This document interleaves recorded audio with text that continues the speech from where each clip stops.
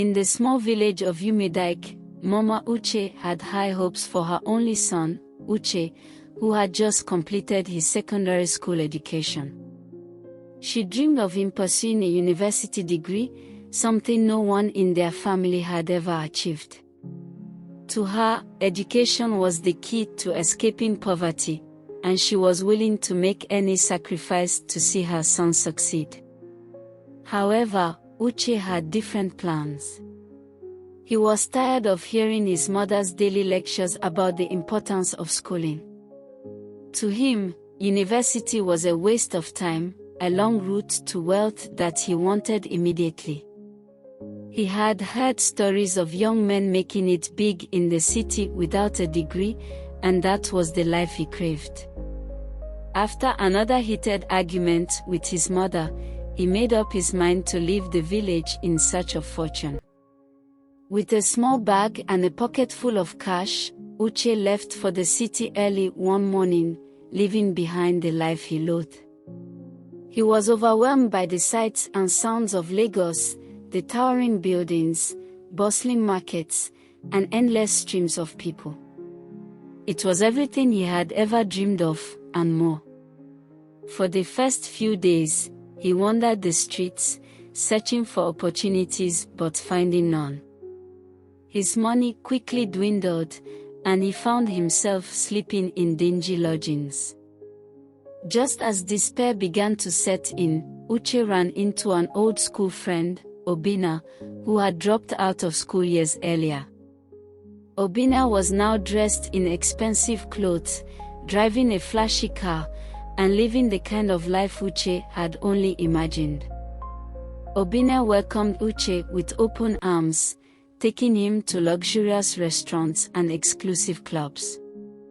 Uche was dazzled by Obina's success and begged to know his secret. Obina smiled mysteriously, telling Uche that the city rewarded those who were willing to take risks. "I can show you the way," he promised, "but you have to be willing to do whatever it takes." Eager to prove himself, Uche agreed without hesitation.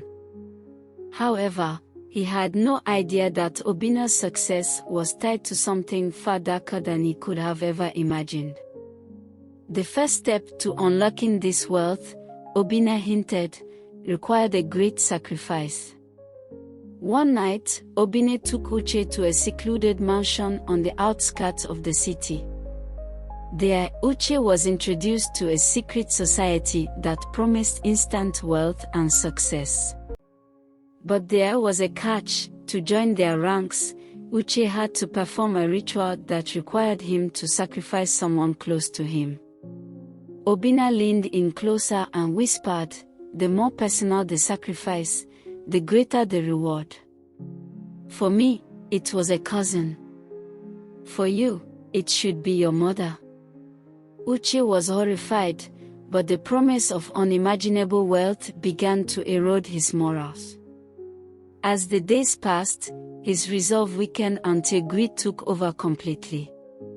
Consumed by the promise of riches, Uche returned to Umidike under the pretense of a surprise visit.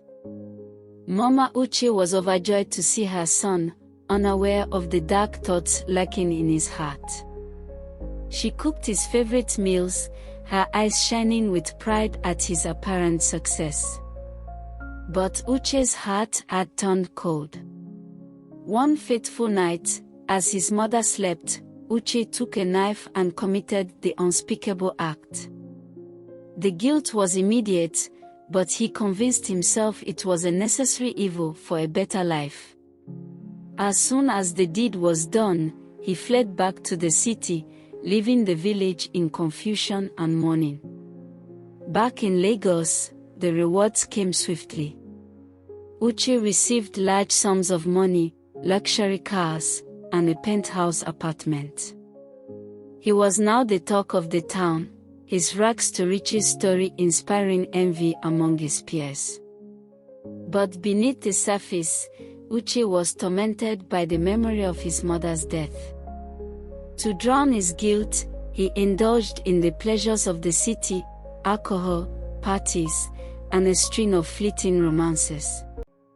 Yet, no matter how much he tried, he couldn't escape the nightmares that haunted him every night. His mother's ghostly figure appeared at the foot of his bed, her eyes filled with pain and accusation. Back in Umedike, the villagers mourned Mama Uche's sudden and mysterious death.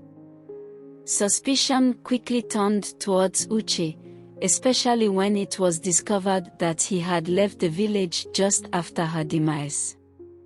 The village elder, Isofo, called for a diviner to uncover the truth.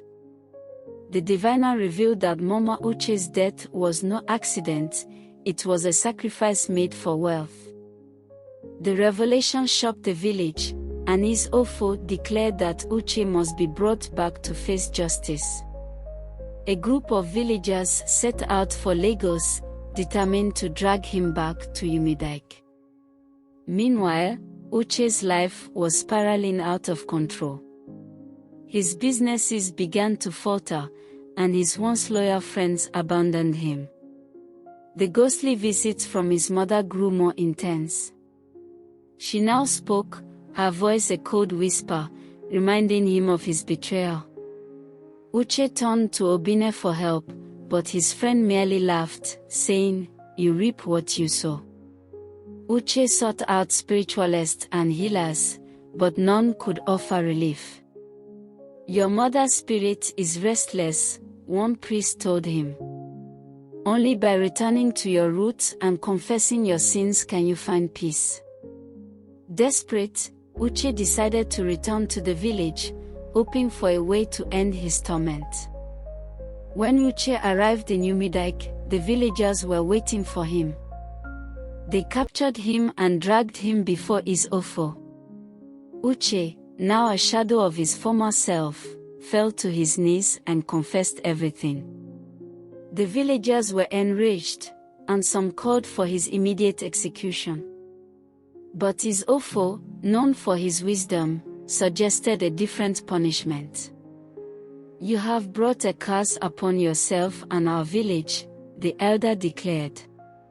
"Your punishment will be decided by the gods." Uche was forced to undergo purification rituals, hoping to atone for his sins. The purification rituals were brutal. Uche was made to fast, drink bitter herbs, and endure painful spiritual cleansings. The villagers watched with cold eyes, refusing to show any pity. Despite his suffering, the nightmares did not stop. Uche was slowly driven to the brink of insanity as he realized that no ritual could cleanse him of his guilt. The village diviner announced that Uche's soul was too tainted, and the spirits demanded a harsher punishment. The elders convened to decide his fate, with many pushing for his permanent exile.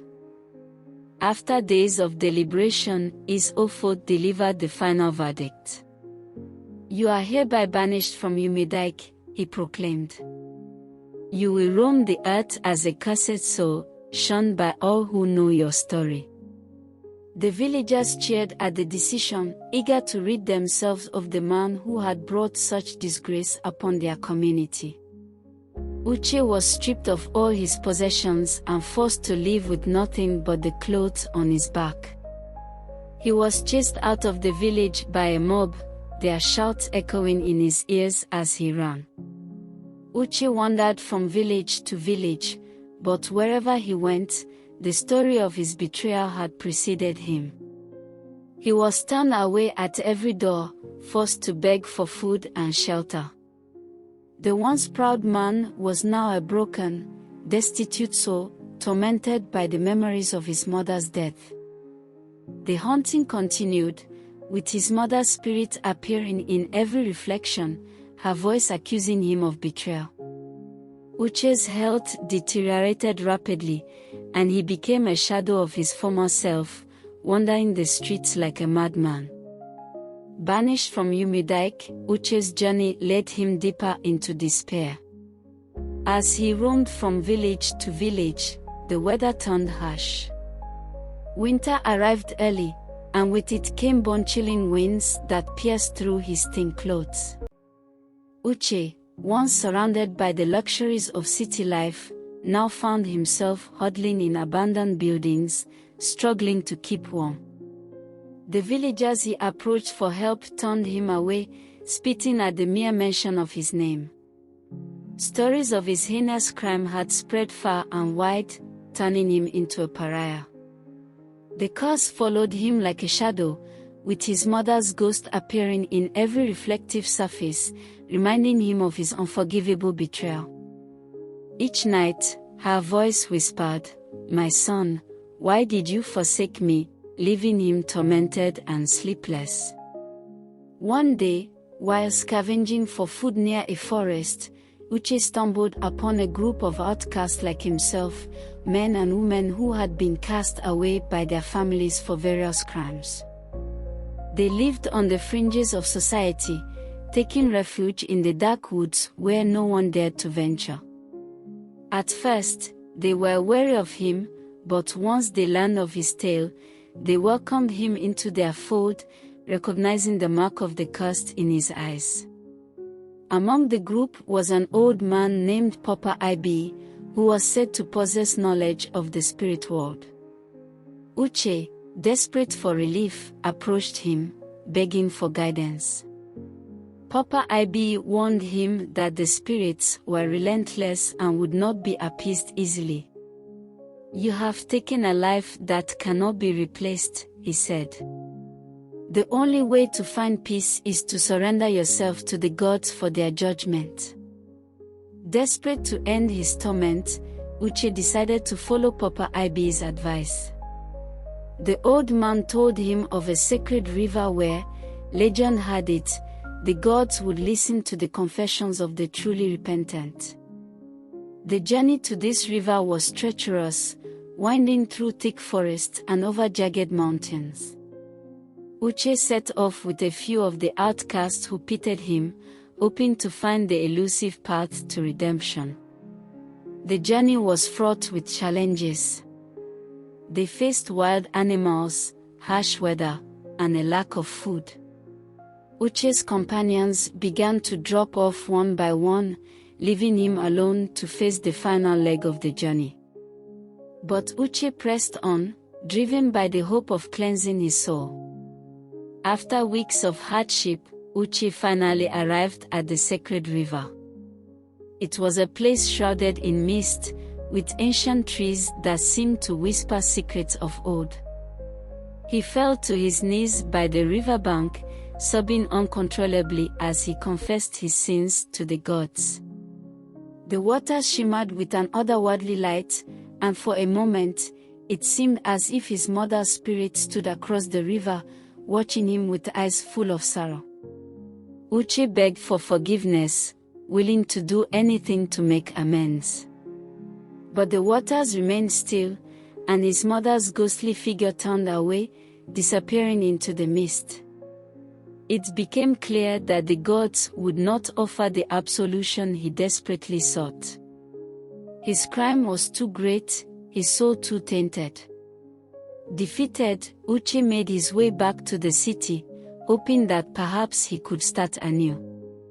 But Lagos had changed in his absence. His former friends, including Obinna, had moved on, replacing him with new allies who were eager to climb the social ladder. Uche was no longer welcome in the circles he once dominated. He wandered the streets, looking like a madman with his ragged clothes and haunted eyes. The city, which had once promised him riches, now offered nothing but disdain. He was reduced to begging for scraps, barely surviving on the mercy of strangers who pitied his fallen state. One day, as Uche sat by the roadside, a familiar face appeared, Obinna. But instead of the friendship they once shared, Obinna looked at him with contempt. "Look at what you've become," he sneered. "This is the price of your greed." Obinna revealed that after Uche's banishment, he had taken over Uche's businesses, profiting from his downfall. Enraged and humiliated, Uche lunged at him, but the city guards quickly intervened, beating Uche and throwing him into a filthy prison cell. Imprisoned, Uche thought he had reached the lowest point in his life, but the nightmares followed him even behind bars. His cellmates were hardened criminals who mocked his screams in the night. Mama Uche's ghost was relentless, appearing every time he closed his eyes, her whispers growing louder. "You can never escape," she would say, her voice like the rustling of leaves in the dark.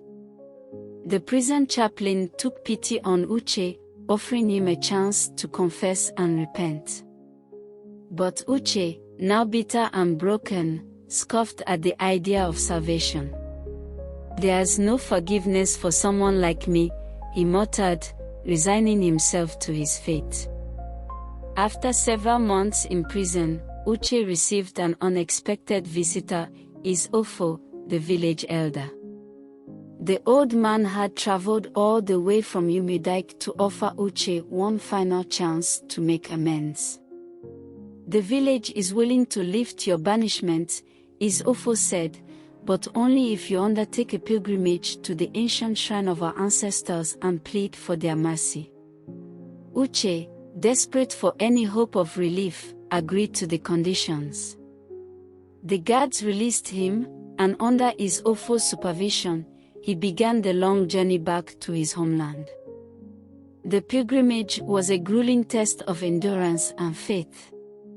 Uche was made to walk barefoot, fasting throughout the journey.